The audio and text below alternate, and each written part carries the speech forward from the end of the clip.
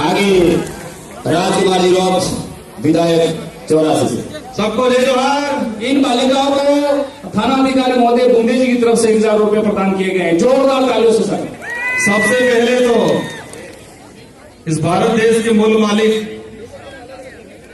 आप सभी को विश्व आदिवासी दिवस की हार्दिक शुभकामनाएं, अभिनंदन।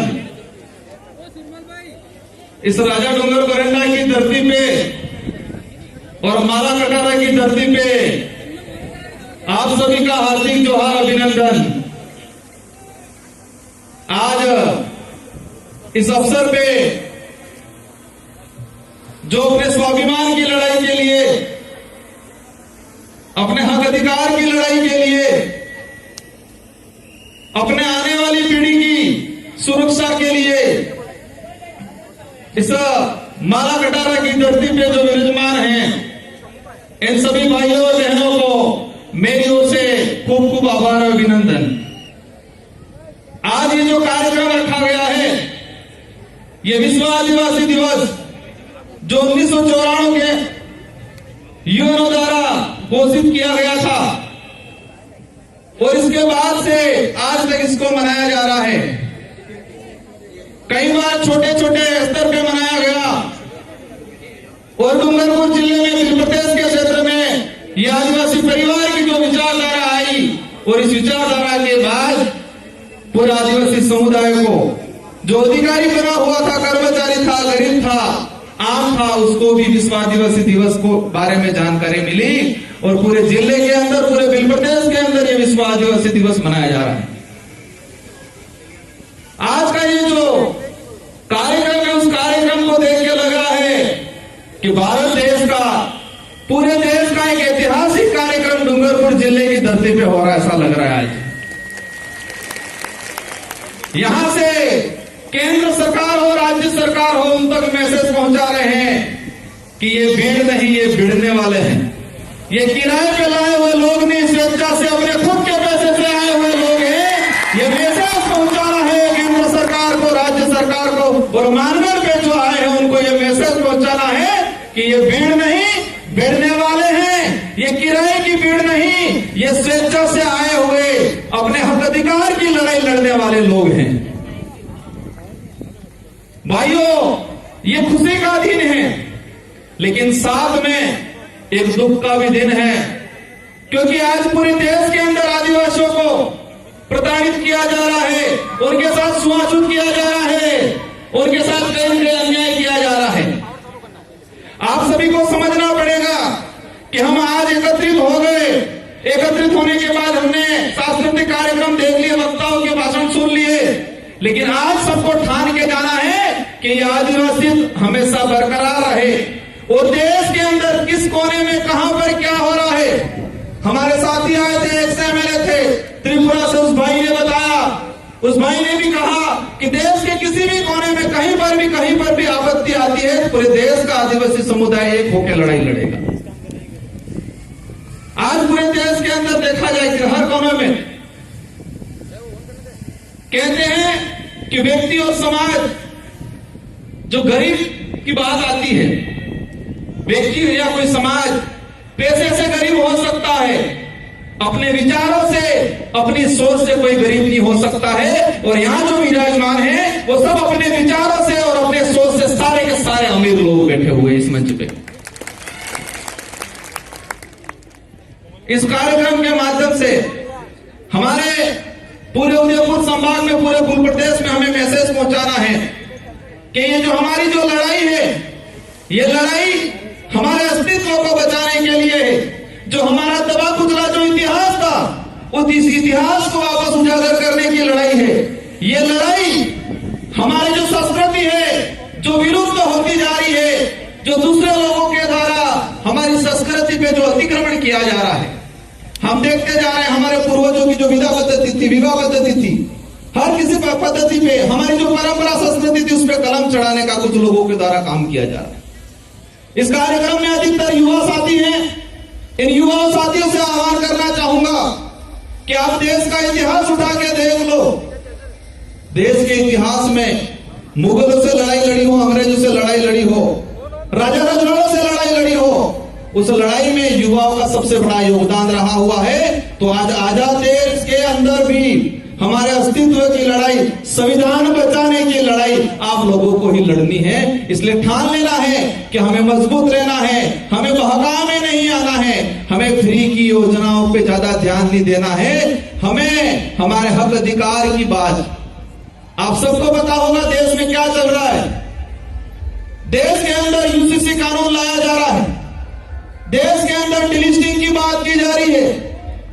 भारत देश के अंदर वर्तमान में वन सुरक्षा अधिनियम 2023 लाया गया और हमारे जो गविंदी बैठे हैं उन गविंदियों के लिए कहना चाहूंगा कि राजस्थान की सरकार एक विधेयक लाई, मृत सम्मान शरीर विधेयक। सुनने में बहुत बढ़िया लगता है और कहते हैं ये लोग कि गहलोत जी की सरकार से मरी जाए ने भी सम्मान आलवानो कानून आणियो एम कहीं और हमारे भोले वाले बापड़ी जनता ने बहकाम आ भी जाए।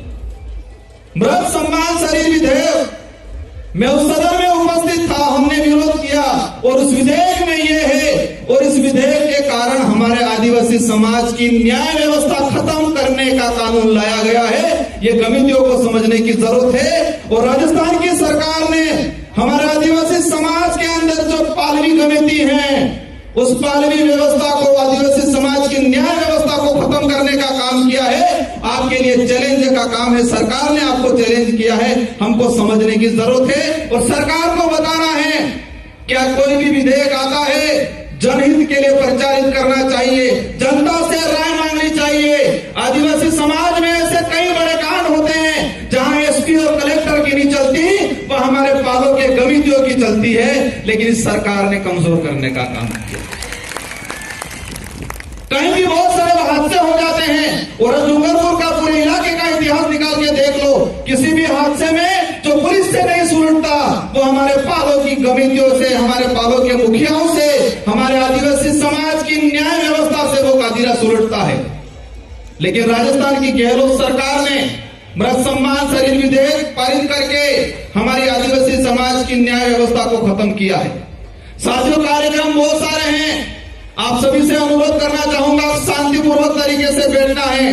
बहुत सारे कल्चर कार्यक्रम हैं, असम से हमारी टीम आई हुई है, कई वक्ता और बोलना बाकी है।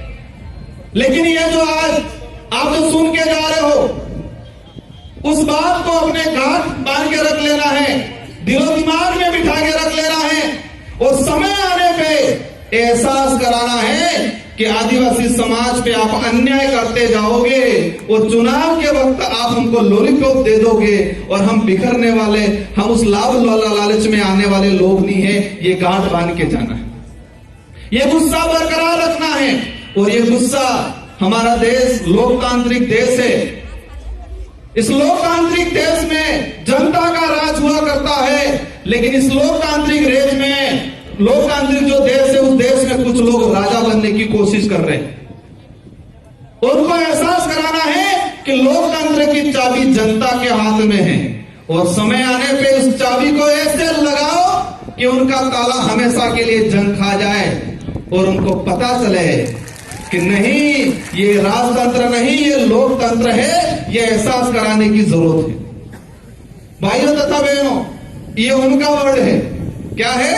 भाइयों तथा बहनों, हमारे देश की जनता को कह के बेवकूफ बना दिया गया और टीवी पे गोदी मीडिया दिखा देती है कि सीमा हैदर वहां से आई, साथ में कितने बच्चे आए सबको पता है।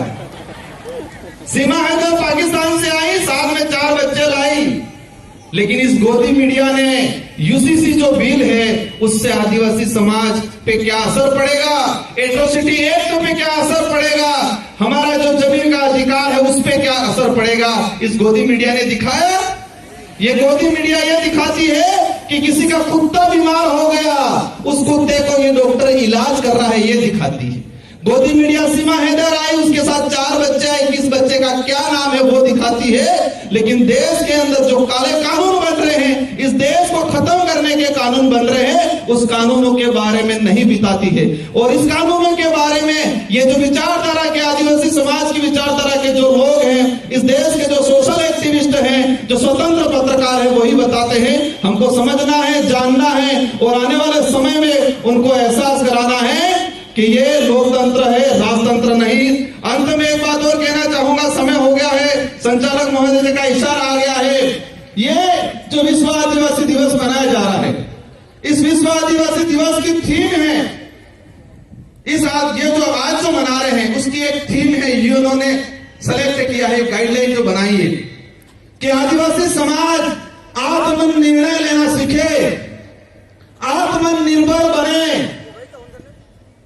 और ये पूरे देश के अंदर हम एहसास करा रहे हैं कि यहां पर जो आए हैं वो आत्मनिर्णय लेके आए हैं, आत्मनिर्भर होके आए हैं।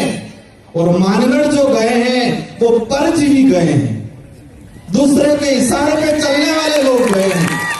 और समय आने पे उनको भी एहसास होगा। अगर राजस्थान की सरकार, राहुल जी, ये विश्व आदिवासी दिवस मना रही है, मैं इस मंच के माध्यम से उनको कहना चाहूंगा, कम से कम ये जो विश्व आदिवासी दिवस है उस दिवस की थीम का तो ध्यान रखते आप लोग। इस दिवस की थीम क्या है, इस दिवस का उद्देश्य क्या है, अगर ये आपको पता होता तो राजनीतिक फायदा लेने के लिए वहां आदिवासियों को इकट्ठा करने का काम नहीं करते, उनको कर्ज भी नहीं बनाते। इन्हीं शब्दों के साथ आप सबको जय जोहार, जय आदिवासी, जय भीम प्रदेश। बहुत बहुत धन्यवाद एक तीर एक कमान। विधायक महोदय को